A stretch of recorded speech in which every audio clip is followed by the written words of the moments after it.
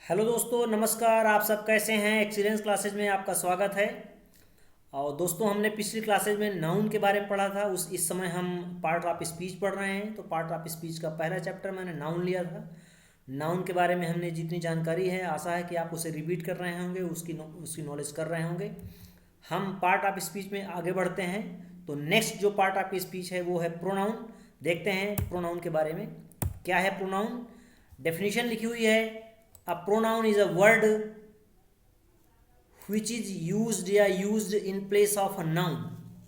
Pronoun एक ऐसा word है जो used in place of a noun, जो नाउन के स्थान पर यूज किया जाता है, नाउन की जगह यूज किया जाता है, या नाउन के बदले में यूज किया जाता है। और या pronoun is a substitute of a noun, या प्रोनाउन क्या है? नाउन का सब्स्टिट्यूट है। सब्स्टिट्यूट का मतलब भी यही होता है, एक वस्तु के बदले में दूसरी वस्तु जो प्रयोग करी जाती है, तो वो दूसरी वाली जो वस्तु होती है वो पहली वाली की सब्स्टिट्यूट कही जाती है। तो प्रोनाउन क्या है? नाउन का सब्स्टिट्यूट है, यानी नाउन की जगह यूज किया जा सकता है। जैसे सेंटेंस पढ़िए, Mohan is my brother. Mohan मेरा भाई है। He is a teacher. वो एक टीचर है। वो मीन्स कौन? मोहन। यहाँ पे हमने मोहन न लिखकर ही लिखा, तो ही का यूज मोहन के लिए किया गया है, इसलिए ही एक प्रोनाउन है। नेक्स्ट है Payal is in the kitchen.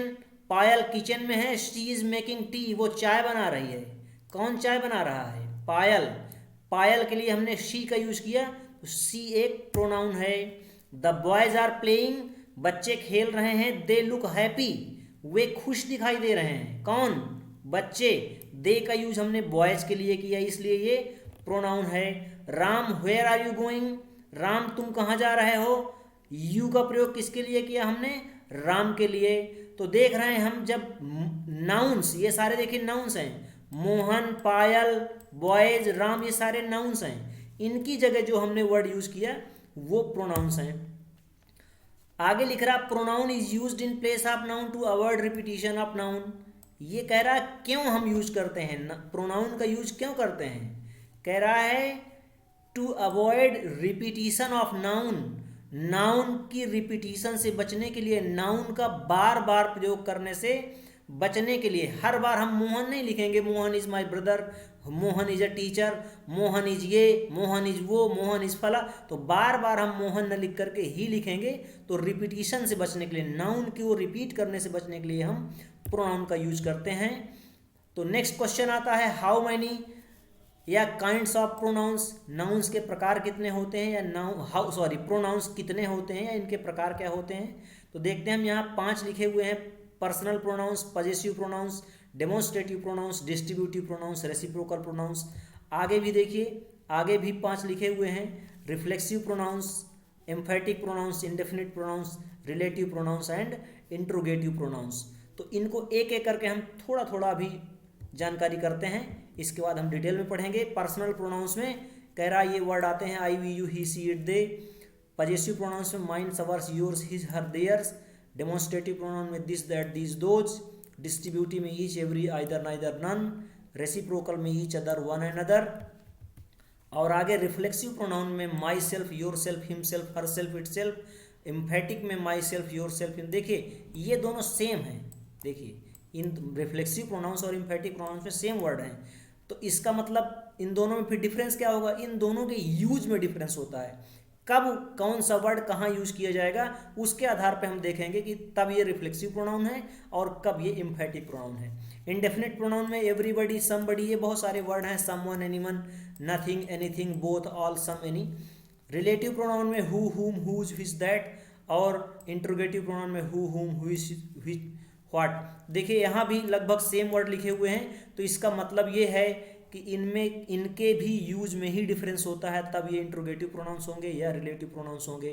तो एक एक करके इनको हम देखते हैं। सबसे पहले हम पर्सनल प्रोनाउंस देखते हैं। पर्सनल प्रोनाउंस में ऊपर भी आपने देखा था कि क्या क्या वर्ड आते हैं। I, we, you, he, she, it, they, ये सारे वर्ड्स पर्सनल प्रोनाउंस हैं। यूज्ड इन 3 पर्सन्स कह रहा, पर्सनल प्रोनाउंस का यूज 3 पर्सन्स में होता है। कौन कौन से? First person, second person and third person. Personal pronouns के 3 पर्सन होते हैं। तो ये याद रखें, first person, second person, third person क्या होते हैं ये। कह रहा फर्स्ट पर्सन में आई और वी, ये दो वर्ड फर्स्ट पर्सन में होंगे, यू अकेला सेकंड पर्सन में होगा, and he she it they, ये चार वर्ड थर्ड पर्सन में आते हैं। कह रहा cases of personal pronouns, personal pronouns के केस क्या होते हैं। इस समय हम पर्सनल प्रोनाउंस देख रहे हैं तो पर्सनल प्रोनाउंस के बारे में ही देखेंगे। तो कह रहा है cases of personal pronouns, personal pronouns के केसेस क्या हो। केसेज मीन्स होता है कारक, हिंदी में कारक बोलते हैं जो कर्ता, करण, कर्म, संप्रदान, अपादानी, बहुत सारे कारक होते हैं। इसी तरह अंग्रेजी में भी पर्सनल प्रोनाउंस के केसेस होते हैं, कारक होते हैं। कौन कौन से देखिए, आप ऊपर भी देख चुके हैं कि फर्स्ट पर्सन के अंतर्गत ये दो प्रोनाउंस आएंगे, सेकंड पर्सन में ये यू आएगा, और थर्ड पर्सन में ये चार वर्ड ही सी इट दे आएंगे। कह रहा है इनके तीन केस हैं, नॉमिनेटिव केस, ऑब्जेक्टिव केस और पजेसिव केस। नॉमिनेटिव केस में तो यही वर्ड होंगे, जो वर्ड आपने पढ़ा I we you he she it they, ये सारे नॉमिनेटिव केस में ही लिखे होते हैं। इनका आपको बनाना पड़ेगा objective case. Objective case I का मी, और possessive case my, mine.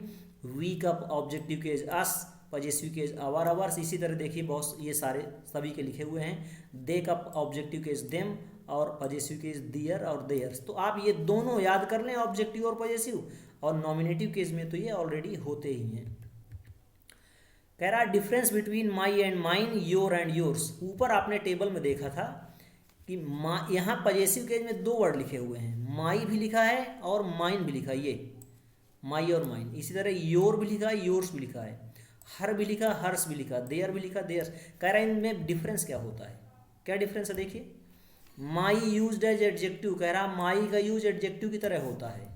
Example, easy means example gratia, for example जैसे लिखा माई पेन इज न्यू, तो यहाँ माई वर्ड के लिए बोल रहा है ये कि ये पजेसिव एडजेक्टिव है, यानी ये प्रोनाउन नहीं है।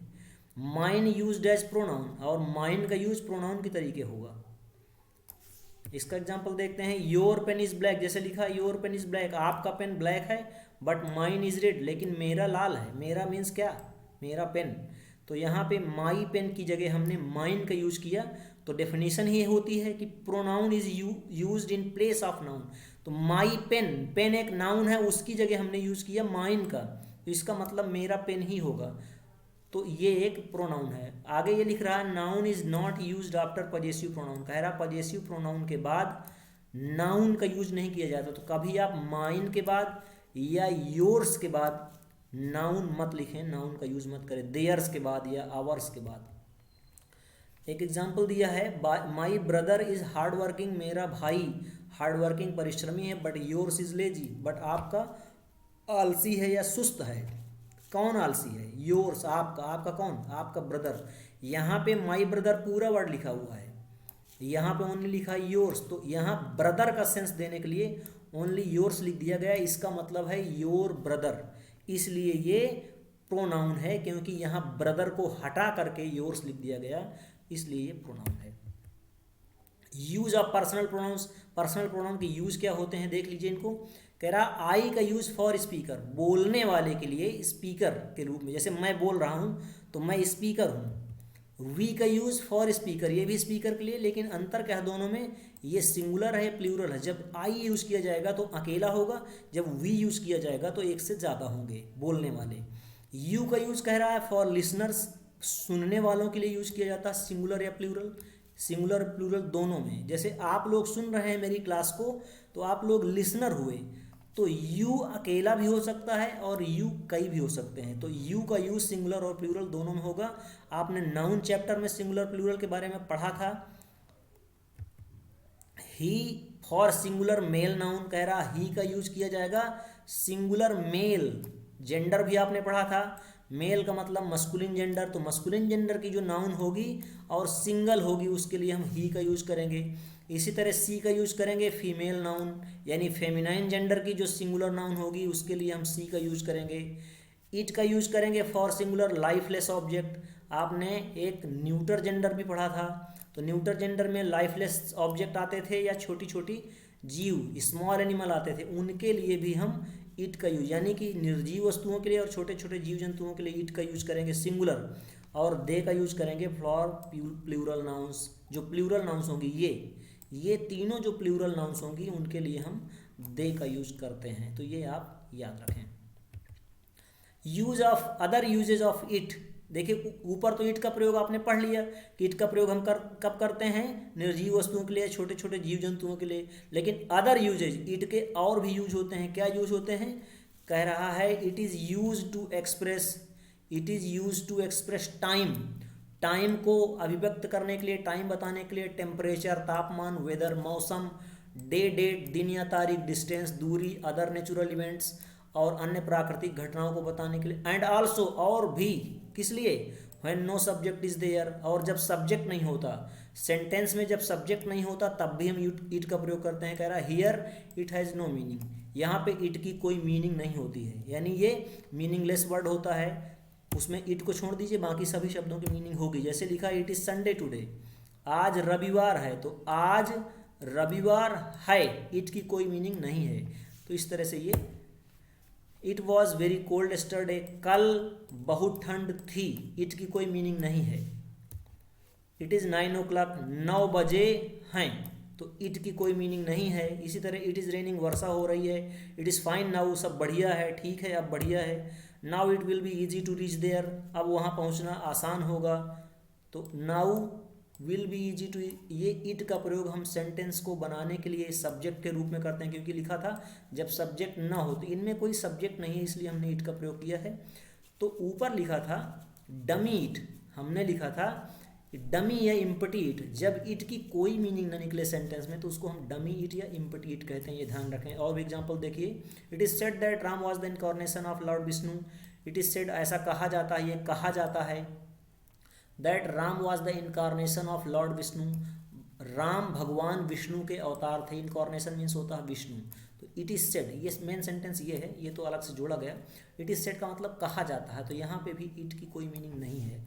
अगर कहेंगे ये कहा जाता तब निकाल लेंगे। देखिए एक बहुत अच्छा सेंटेंस है, इट इज़ आई, इसका मतलब होता है मैं हूँ। ये छोटे छोटे बच्चे बहुत पूछा करते हैं मैं हूँ की अंग्रेजी क्या होती है, तो कोई आई एम बताता है, कोई कुछ बताता है, तो वो नहीं होता है। इट इज़ आई, मैं हूँ। कई बार इट इज़ मी भी लिखा मिलता है, इट्स मी भी लिखा मिलता है, लेकिन ग्रामेटिकली ये ज़्यादा बेटर सेंटेंस माना जाता है।